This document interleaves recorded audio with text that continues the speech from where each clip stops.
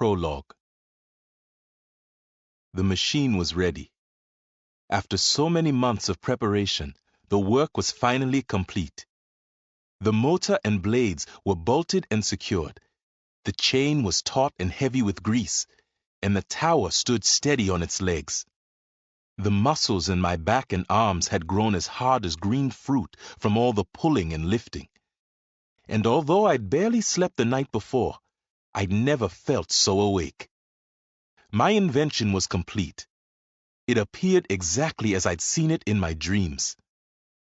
News of my work had spread far and wide, and now people began to arrive. The traders in the market had watched it rise from a distance, and they'd closed up their shops while the truck drivers left their vehicles on the road.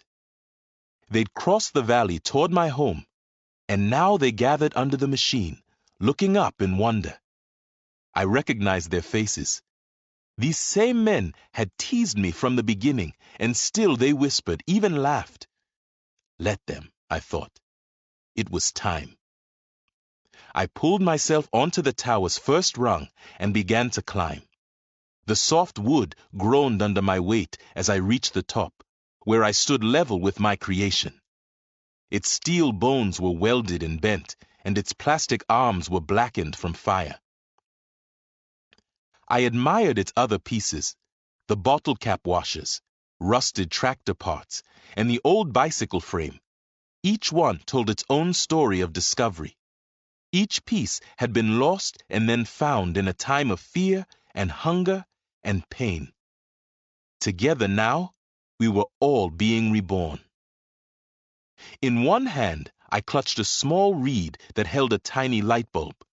I now connected it to a pair of wires that dangled from the machine, then prepared for the final step.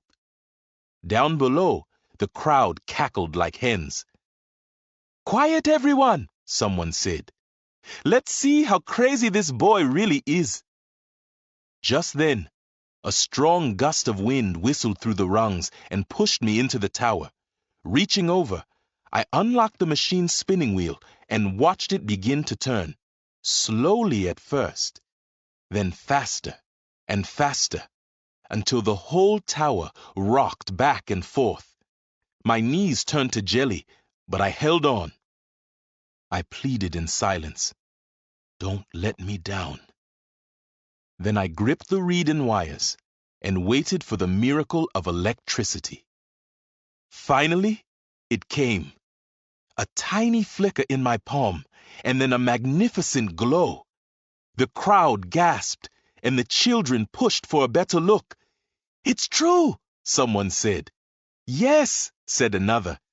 "The boy has done it. He has made electric wind."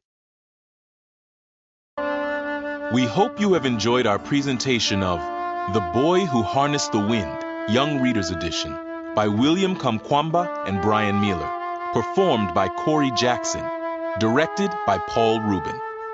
Performance copyright 2014 by Brilliance Audio, all rights reserved. Recorded by arrangement with Dial Books for Young Readers, a member of Penguin Group, USA, LLC, a Penguin Random House company.